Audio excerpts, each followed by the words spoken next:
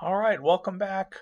We're looking at UN Sustainable Development Goals 8 and 9 and 11 and 12 this week, focusing on decent work and economic growth, industry and infrastructure, sustainable cities, and responsible production and consumption. For these UN Sustainable Development Goals, decent work and economic growth and industry, innovation, and infrastructure are all really tied to the first three goals: no poverty, zero hunger, good health and well-being. If there's good economic growth, good work opportunities, good infrastructure to support industry, innovation occurring within an area, this offers the opportunity for jobs, good, decent work, and it allows people to pull themselves out of poverty. For the other two, sustainable cities and communities and responsible consumption and production, these really tie into a lot of different goals. Here are some that came to my mind: clean water and sanitation, affordable and clean energy, and climate action. If you have a sustainable city, it's going to have good access to water. It's going to treat its waste well. It's going to provide affordable and clean energy to its citizens. It may integrate solar within the city, promoting action on climate change. Likewise, with responsible consumption and production, we can decrease our energy footprint and our carbon footprint, decrease our water usage, and ultimately all of these things can also be tied to life below water and life on land. If you're being responsible with consumption and production, this can have positive effects on living things in the water and living things on land. And as we talk about green buildings and sustainable cities later on, we're especially going to talk about a concept called biophilic design, kind of bringing nature into the cities. So I especially wanted to highlight 14 and 15 with that. Coming to our three-layer wedding cake with biosphere forming the base, society in the middle, and the economy at near the top, and then the partnerships at the very top. These are the goals that we're looking at here. Most of these fit on the economy level. So these are kind of some of the higher level things supported by society, which ultimately is supported by the biosphere. The one that I may take a little issue with, I would say sustainable cities and communities. While society and community certainly is at that base, having this be a sustainable city really provides good economic benefits. And so it could even be seen as one of these higher tiers as well. Okay, looking at goals 8 and 9, the specific targets for decent work, economic growth, industry and infrastructure, and innovation are to sustain economic growth, especially in the less developed countries. And for any of these, you can look up the specific targets. I'm just kind of highlighting some of the ones that I think are especially interesting or important. But really, for each of these, they have about 8 or 10 specific targets for each of the goals. And for 8 or 9, I'm kind of combining them together. Second, support entrepreneurship and innovation. So the innovation part of number 9 also is supporting decent work and economic growth through entrepreneurial activities, creating new businesses, things like that. Decent work for all. In a good economy, there's opportunities for everyone to get a job, gain meaningful employment, and be paid a fair wage to do so. Promote sustainable and resilient infrastructure, things like mass transit, things like sustainable water sources, resilient communities that can withstand storms, earthquakes, things like that. All of these are part of these goals. And increasing access to information and communications technology. Many developing nations are kind of skipping ahead in terms of access to information, access to cell phone use, access to high-tech jobs. And with this being targeted, that helps some of these economies kind of leapfrog ahead and experience really fast economic growth. And then finally, develop quality, reliable, sustainable, and resilient infrastructure to support all of these things. For the responsible consumption and production, at its base, this is reduce, reuse, and recycle. Reduce the generation of waste, cut the per capita global food waste in half.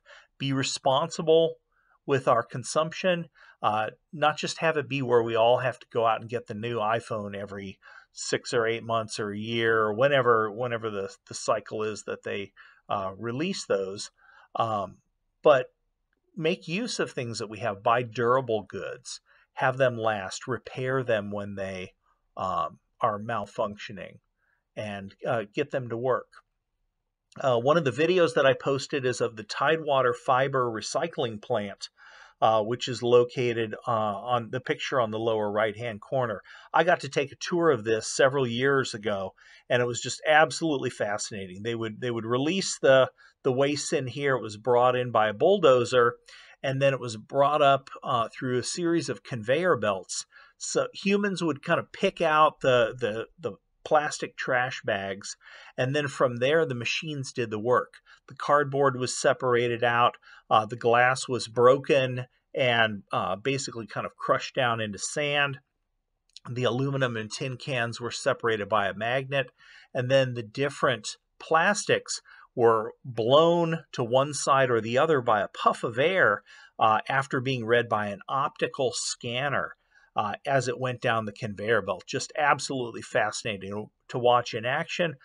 Go ahead and take a look at that video. It's especially in the second half you can see the plant in operation.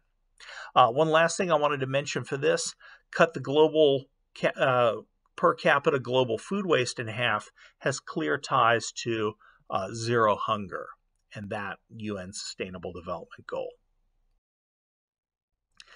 Sustainable cities and communities. The targets are to ensure access for all to adequate, safe, and affordable housing and basic services, and upgrade slums. We want livable cities in developed countries, but we also want to take developing nations and really target the poor and work to lift them out of poverty and provide them with safe, affordable places to live that are decent, nice places. Provide access to safe, affordable, accessible, and sustainable transport systems for all. Mass transit to reduce the energy consumption, and link together the different parts of the city. Have the city planned for mass transit in mind. Reducing the adverse per capita environmental impact of cities. Just because people live together doesn't mean there's not an environmental impact. Sometimes the farming has to occur out in the surrounding areas and then it's brought to the cities. We have to think in terms of all of the environmental impacts that we can have.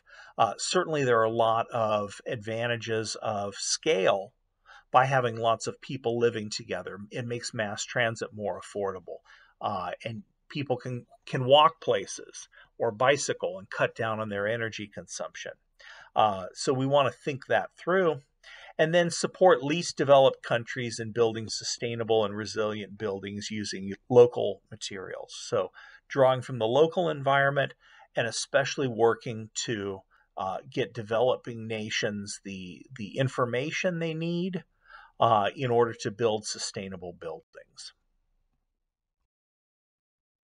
The last three slides, I wanted to highlight three what we would call green buildings. And these, two of them are in Virginia, right near where the college is. One's on the college campus, and one of them's in Japan. I was coming across this as I was looking into different ones in different locations, and I was absolutely floored by just how beautiful the building in Japan was. So the first is the Brock Environmental Center. This is the Chesapeake Bay Foundation's headquarters in Virginia Beach, which is at the southern end of the Chesapeake Bay. And this is a building that is just absolutely incredible in terms of energy use, water use, things like that. You can see the solar panels on much of the roof.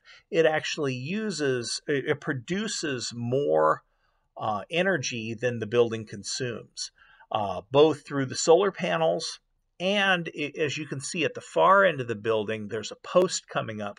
This is one of 2 wind turbines. This is one of the windiest places in Virginia Beach, and they were able to capture a lot of energy from the wind in that area. The other thing is on the left-hand side, the part of the building that's curved, this allows them to collect the water that runs along the roof and store it in cisterns. From there, they actually treat that water and use this as a drinking water source in the building. Every piece of the buildings, when you tour the building, they have a story for each of them, where they got the wood to reuse. The countertop when you come in is from an old pickle barrel. And some of the trim along the windows is from the bleachers at a local middle school that was the gym was being torn down, and they saved the wood and they reused it for this facility. So every part of this has a story. Even the toilets are composting toilets. They will, there's no water involved, and it uses natural decomposition to break down the waste products. Cross ventilation. If the season is right, you open windows on both sides of the building and you get a nice breeze through there, and it cools down the occupants of the building. So just absolutely amazing building. LEED Platinum, which is just off the charts in terms of how good it is for the environment. It also has to contend with sea level rise, and so you can see, at least on the left-hand side, how it's built up on pillars so that it can withstand flooding. The Greer Environmental Sciences Center is on the Virginia Wesleyan University campus. The same construction company that made the Brock Center also built the Greer Environmental Sciences Center, and they took a lot of lessons learned and they applied it for this. When we designed this building, we did this with teaching students in mind. We wanted to teach them about the natural world. We wanted to connect them with the natural world. And you can see a video both for the Brock Center and for the Greer Center. You can see how you have a lot of view of the surrounding environment. It kind of brings the outside into the building through many of the windows that we have here. There's a lot of features where this is tied to the local landscape. The bricks here are from 15 miles away from the campus, which is about 25 kilometers. The outside is especially durable, and the wood that you see on the right-hand side, we didn't have to cut down any trees for that. They located trees that had been formerly logged, but as they were being shipped down the river on a barge, they fell out, sunk to the bottom of the river because it was such good quality wood, heavy, dense wood, and it stayed sunken in the bottom of the Mississippi River for over 100 years, preserved by the sediments that were around them and the lack of oxygen there. So then they used sonar to locate where this was at the bottom of the river and sent a scuba diver down to wrap a chain around, and they could haul the logs out. And we could mill this for wood and recover that from the bottom of the river without having to cut down any new trees. Another major feature of this building is the stormwater ponds that are surrounding it. And you can see a couple of them here, the one especially in the foreground. These treat the rainwater that runs off of the building and allows it to percolate back down to the water table and into the groundwater on site. So it reduces our impact downstream. So a lot of cases where the environmental features of this building were either designed to save energy or were designed to tie a faculty member's teaching or research to the surrounding environment. So for example, the pond that you see here, right adjacent to that, there are wells that are drilled into the ground so that students can measure the height of the water table for their hydrology class. So all of these, we were thinking how this is linked to teaching about the surrounding environment.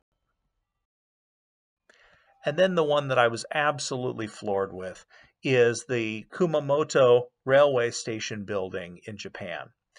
This is the winner of the Kellert Award for Biophilic Design. What biophilic design is, it brings nature inside of the building.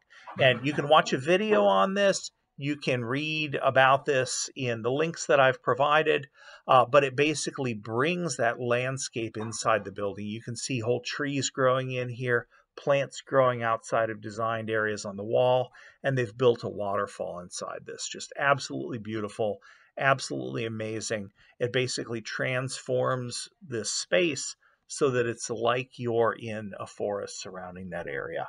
I would encourage you to check out the videos on these projects. I think they're absolutely amazing, and this is an incredible accomplishment to win this award.